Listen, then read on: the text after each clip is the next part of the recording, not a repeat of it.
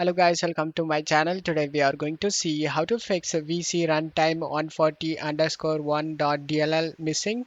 Let's fix it guys. You just need to go to search menu and type Windows Security. Click on open it. Select the virus and threat protection and select the manage settings and scroll down and select add or remove exclusions and select yes. Select add an exclusion and select folder. And navigate to the game folder where you saved. I saved in C drive. Here is the game folder. Select it and select folder option. And the game has been added to this list. Go back and select this protection history option. In here, you can able to see listed one by one. Just click on it and select yes option.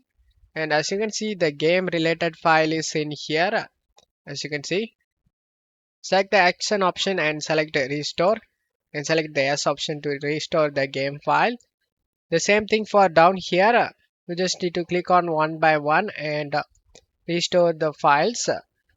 Make sure you restored all the files related to the game and then just close stuff here and right click on the game on the desktop and select open file location and scroll up and double click on the redist.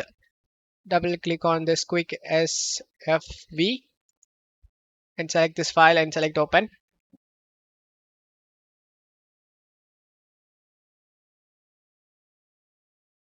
As you can see, in my case, all files are okay. There is no missing or bad files found.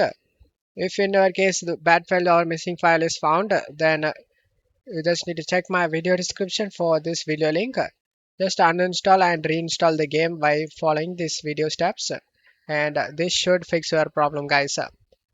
For the people who doesn't have this missing or bad files, then you are good to go. Just to close stuff here and launch the game.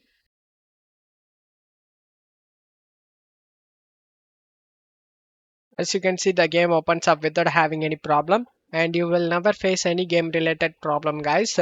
Don't forget to leave a like, guys. Thank you.